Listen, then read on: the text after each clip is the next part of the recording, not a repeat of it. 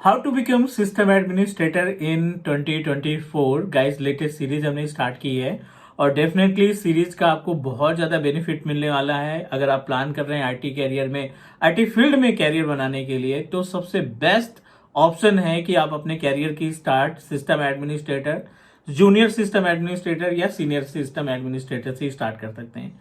कोई भी आईटी की डिग्री आपके पास है ऑलरेडी, आपको आईटी में इंटरेस्ट है या कोई भी डिप्लोमा या सर्टिफिकेशन आपके पास है कंप्यूटर से रिलेटेड, और आप प्लान कर रहे हैं कि मल्टीनेशनल कंपनी में जॉब पाने के लिए या मल्टीनेशनल कंपनी में जॉब करने का आपका ड्रीम है, तो आप थोड़ी सी मेहनत करिए, सिस्टम एडमिनिस्ट्रेटर से स्टार्टिंग करिए और आने वाले टाइम पे 3 से 5 साल के अंदर आप उस रेप्यूटेड पोजीशन पे पहुंच जाएंगे जो आज आपका ड्रीम है।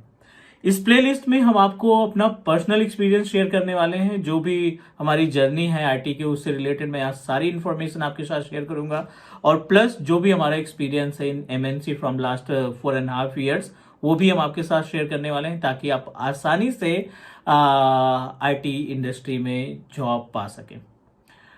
बिकम सिस्टम एडमिनिस्ट्रेटर में मल्टीपल टेक्नोलॉजी की रिक्वायरमेंट होती है, जिसमें से डेस्कटॉप से रिलेटेड हमने स्टार्ट किया है। डेस्कटॉप ट्रबल शूटिंग का पहला टॉपिक हमने स्टार्ट किया है और आज हम बात करने वाले हैं क्वेश्चन 1 के बारे में। It's question 1 for our videos, but अगर आप इंटरव्यू के बेसिस पे देखेंगे तो इस टॉपिक से कम 2 से 3 क्वेश्चन आपका इंटरव्यूअर आपसे क्वेश्चन पुटअप करेगा। I am talking about the booting process. Booting process में सारी इंफॉर्मेशन हम शेयर करने वाले हैं सिंगल वीडियो में, एंड इस वीडियो में जो भी कंटेंट या टॉपिक्स हम कवर करेंगे उसमें से कम 3 क्वेश्चन आपको इंटरव्यू के टाइम पे मिल जाएंगे। सो चलिए स्टार्ट करते हैं और शेयर करते हैं अपनी स्क्रीन और आपको गाइड करते हैं about the booting process. Base से बात करेंगे, जो प्रैक्टिकल हो सकता है वो प्रैक्टिकल आपके साथ शेयर करेंगे ताकि आपका जो कॉन्फिडेंस है बूटिंग प्रोसेस से रिलेटेड या फिर इस पर्टिकुलर टॉपिक से रिलेटेड, वो आपका कॉन्फिडेंस लेवल बढ़ सके। चलिए मूव करते हैं अपने स्क्रीन पे, बट उसके पहले अगर आप नए हमारे यूट्यूब चैनल पे पहली बार वीडियो देख रहे हैं तो please do subscribe, because teach Me cloud इस एक single technical training based YouTube channel है जो आपको 100% लाइव प्रैक्टिकल की वीडियो प्रोवाइड करता है। अभी हम मूव करते हैं अपने आपको स्क्रीन पे, डेस्कटॉप स्क्रीन पे, ताकि हम आपको अच्छे से डिस्क्राइब कर सके about the concept of booting process. चलिए अभी हम आ गए हैं अपने स्क्रीन पे, डेस्कटॉप स्क्रीन पे, जहां पे हम using notepad, using what we can say that, इसके बारे में बात करने वाले हैं। एजेंडा बिल्कुल क्लियर है हम लोगों का। हम बात करने वाले हैं यहाँ पे बूटिंग प्रोसेस के बारे में। सबसे पहले समझने की कोशिश करते हैं कि बूटिंग प्रोसेस है क्या और किस तरीके से इसमें चीजों को हम समझेंगे। एक प्रैक्टिकली दिखाते हैं। हमने आरडीपी के थ्रू एक वर्चुअल मशीन को कनेक्ट कर रखा है। This is our virtual machine. इस मशीन को मैं रीस्टार्ट करता हूं, ठीक है। इस मशीन को मैं रीस्टार्ट करता हूं यहां से, और आप देखो ये ब्लैक स्क्रीन दिखाई पड़ रही है। ये टाइमिंग आपका बूटिंग प्रोसेस कहलाएगा, जो ये सिस्टम अभी डिस्प्ले नहीं दे रहा है, जहां पे आप पासवर्ड नहीं दे पा रहे। ये जो टाइम लग रहा है, ये अप्लाइंग कंप्यूटर सेटिंग, विंडोज की स्क्रीन दिखना, या फिर जो भी है, 8 से 10 सेकंड का टाइम अभी तक हो गया होगा जब से मैंने रिस्टार्ट किया, and still we are on the page of booting process. तो ये हमारे लिए क्या है, वेटिंग ऑफ टाइम है, बट कंप्यूटर के लिए बैकएंड में बहुत सारा टास्क परफॉर्म हो रहा है, और इसी बैकएंड के टास्क को हम बूटिंग प्रोसेस के नाम से जानते हैं, राइट। अभी भी हमारा सिस्टम जो है अपडेटिंग हो रहा है, तो ये जो ड्यूरेशन लगता है, ये जो बूटिंग टाइम का ड्यूरेशन लगता है, इसमें बहुत सारे प्रोसेस होते हैं बैकएंड में, जिसको हम बूटिंग प्रोसेस के नाम से जानते हैं। आज हम देखेंगे कि समझने की कोशिश करेंगे कि इस बैकएंड में क्या क्या टास्क हमारा सिस्टम बैकएंड में परफॉर्म करता है। चलिए बेस से स्टार्ट करते हैं। बूटिंग प्रोसेस को हम 2 पार्ट में कैटेगराइज कर लेते हैं। एक है कोल्ड बूटिंग, ठीक है, और दूसरा है वार्म बूटिंग, ठीक है। पहला है कोल्ड बूटिंग और दूसरा है warm booting. As per the name suggest, ये आपका डेस्कटॉप है या लैपटॉप है, जो भी आप सिस्टम इस्तेमाल कर रहे हैं, ठीक है, लैपटॉप या डेस्कटॉप, दोनों के केस में पावर बटन आपको मिलती है। This is the power button.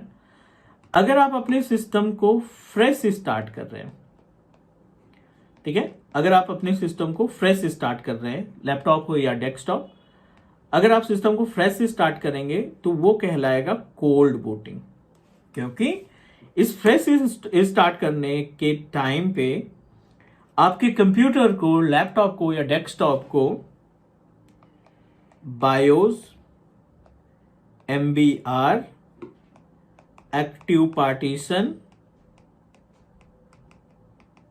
और बीसीडी, ये 4 स्टेप्स फॉलो करने पड़ते हैं टू बूट योर कंप्यूटर। आपके सिस्टम को, आपके कंप्यूटर को बूट करने के लिए ये चारों स्टेप्स परफॉर्म करने होते हैं अगर आप अपने सिस्टम को फ्रेश स्टार्ट करते हैं तो। Think about warm booting. जब आप अपनी मशीन को, चलते हुए कंप्यूटर को रीस्टार्ट करते हो ना, तो उस केस में आपके कंप्यूटर को सिर्फ 2 टास्क परफॉर्म करने होते हैं। One is active partition and another is BCD. सिर्फ ये 2 टास्क परफॉर्म होते हैं जब आप मशीन को वार्म बूटिंग करते हो। तो आप सिंपल सा डिस्क्राइब कर सकते हैं, इंटरव्यूअर को डिफाइन कर सकते हैं, whenever we restart our machine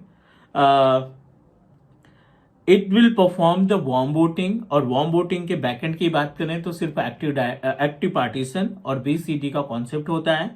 अगर आप कोल्ड बूटिंग की बात करते हैं, जब आप बेस मशीन को फ्रेश स्टार्ट करते हो, सिस्टम को हमारे मल्टीपल स्टेजेस परफॉर्म करने पड़ते हैं बूटिंग प्रोसेस के केस में। BIOS, MBR, active partition and BCD, ये 4 डिफरेंट स्टेजेस, ये 4 डिफरेंट स्टेप्स फॉलो करने के बाद हमारा सिस्टम हमें विंडोज की स्क्रीन या पासवर्ड की स्क्रीन दिखाई देता है। उम्मीद है ये समझ में आ गया होगा difference between cold booting and warm booting. अब हम बात करेंगे, ये जो बूटिंग प्रोसेस हमने डिफाइन किया कि पहला जो है वो है बायोस, दूसरा है एमबीआर, तीसरा है एक्टिव पार्टीशन, राइट, और चौथा है BCD which is boot configuration data. अब ये 4 स्टेप्स जो हैं हमारी बूटिंग प्रोसेस के टास्क को कंप्लीट करते हैं। Our responsibility, we should know about the usage of each and every steps. BIOS से स्टार्ट करते हैं। BIOS की रिस्पॉन्सिबिलिटी है पोस्ट को कंटेन करना। BIOS की रिस्पॉन्सिबिलिटी है, मीन्स हमारी रिस्पॉन्सिबिलिटी है कि we should know about the different type of BIOS। जैसे एक अपने पास लेगेसी BIOS होता है और दूसरा होता है UEFI BIOS, करेक्ट। हमें मालूम होना चाहिए कि इन दोनों में गैप क्या है, इन दोनों में डिफरेंस क्या है। बट उसके पहले we should know about the work of POST, power on self test. The meaning of power on self test, responsibility of power on self test, it will identify the entire components, those components are required to turn on our computer।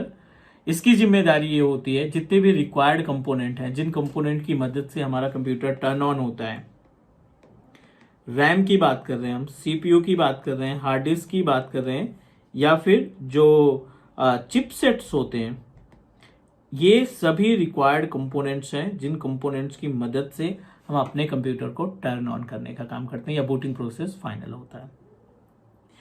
As it is legacy और UEFI BIOS में gap क्या है कि ये आपको CLI का option देता है, ये आपको GUI का ऑप्शन देता है, ये ओल्ड है और ये लेटेस्ट है बायोस में। सेकेंड डिफरेंस की बात करें इसमें तो ये आपको सिर्फ MBR, yes, master boot required hard disk format देता है। ये GPT प्लस MBR दोनों का फॉर्मेट प्रोवाइड करता है। ये नॉन सिक्योर बूटिंग प्रोवाइड करता है। जब आप बूट करते हैं सिस्टम को, ये नॉन सिक्योर रहता है and it give us a secure booting process. These all are the gap between the legacy BIOS and UEFI BIOS। उम्मीद है आपको MBR, मास्टर बूट रिक्वायर्ड और GPT के बारे में आइडिया होगा। ये दोनों हार्ड डिस्क के फॉर्मेट हैं, MBR and GPT, both are a format of hard drive. MBR की मैक्स कैपेसिटी होती है 2 TB। अगर आप पार्टीशन क्रिएट करते हैं तो 2 TB से ज़्यादा पार्टीशन आप नहीं क्रिएट कर पाएंगे अपने हार्ड डिस्क पे। और जो दूसरा है वो है 4 प्राइमरी पार्टीशन। पहला 2 TB मैक्सिमम पार्टीशन और 2 TB मैक्सिमम पार्टीशन स्पेस, और अगर हम बात करें इसमें प्राइमरी पार्टीशन की, तो we are able to create only 4 primary partition in MBR।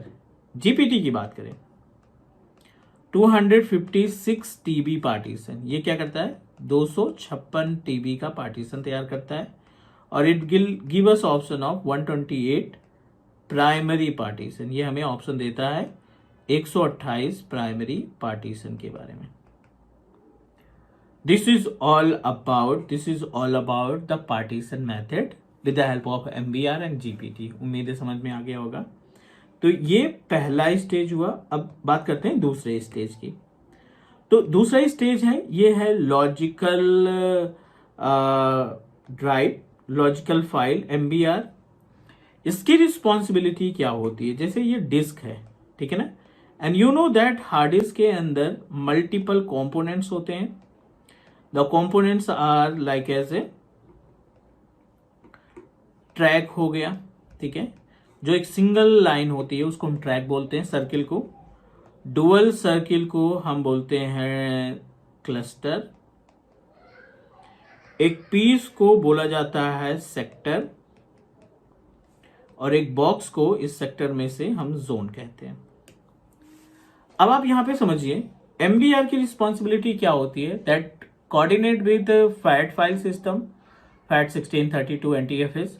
और ये जो पार्टीशन बना रहे हैं, ये पार्टीशन की तैयारी, ये पार्टीशन क्रिएट करने की जिम्मेदारी हमारे MBR यानी सेकेंड स्टेप्स की होती है, जो हमारा बूट प्रोसेस होता है। जब आप राइट करना स्टार्ट करते हैं, अपने डिस्क में पार्टीशन क्रिएट करना स्टार्ट करते हैं, तो ये बिल्कुल इस सेंटर पॉइंट से स्टार्ट होता है और it will create the partition, D drive, E drive, F drive, जो भी आप बनाना चाहते हैं इसी MBR के थ्रू होता है। तो ये हो गया सेकेंड पॉइंट। अब आ जाते हैं थर्ड पॉइंट। थर्ड पॉइंट का कॉन्सेप्ट क्या है, इट ऑलवेज, ठीक है, ये आप कैसे डिफाइन करेंगे, always fetch the data ROS from disk zero and partition 1। ये क्या करता है, डिस्क 0 और पार्टीशन 1 से आपके ऑपरेटिंग सिस्टम को फेच करने का काम करता है। अगर अपने सिस्टम में, डेस्कटॉप में मल्टीपल हार्ड डिस्क लगा रखी है हमने, और हर एक हार्ड डिस्क में अलग अलग ऑपरेटिंग सिस्टम लगा रखे हैं, तो ये क्या करेगा, हमेशा डिस्क 0 का जो ऑपरेटिंग सिस्टम है उसको प्रायोरिटी देगा जब तक आप मैनुअल चेंजेस नहीं करते हैं, और आपका कंप्यूटर उसी डिस्क 0 के ऑपरेटिंग सिस्टम से टर्न ऑन करने का काम करता है। तो ये क्या करता है, identify the location of our operating system. चौथा पॉइंट, बूटिंग प्रोसेस का last step, boot configuration data. Boot configuration data की जो मीनिंग होती है ना, it is contain the logical security, not logical, primary security. जैसे रजिस्ट्री की बात करें, अकाउंट लॉकआउट की बात करें, ये सभी लोकल सिक्योरिटी या प्राइमरी सिक्योरिटी सिस्टम की manage by the boot configuration data. And यही वो ऑप्शन है जो आपके क्रेडेंशियल मैनेजर या सैम फाइल से आपके यूजर आईडी पासवर्ड को कैप्चर करता है और आइडेंटिफाई करता है और आपके सिस्टम को लॉगिन करने का ऑप्शन प्रोवाइड करता है। So everyone, this is all about the booting process. ये क्वेश्चन नंबर फर्स्ट हुआ how to become system administrator में से एक पहला क्वेश्चन। इसी तरीके से बहुत सारे क्वेश्चन पे हम बात करने वाले हैं। अब आपको ये पूरी वीडियो ध्यान से देखनी है, अच्छे तरीके से देखनी है, and after that you need to work according to the question. Means आपको सारी चीजें तैयार करनी है और क्वेश्चन पे ध्यान रखना है कि हमारा इंटरव्यूअर किस तरीके से क्वेश्चन पुट अप करता है। This is all about today's session guys. हम नेक्स्ट मिलेंगे अगली क्लास में, डिस्कस करेंगे more about the booting process and desktop management. तब तक ले take care, bye bye, do subscribe your on Teach Me Cloud YouTube channel. Bye bye.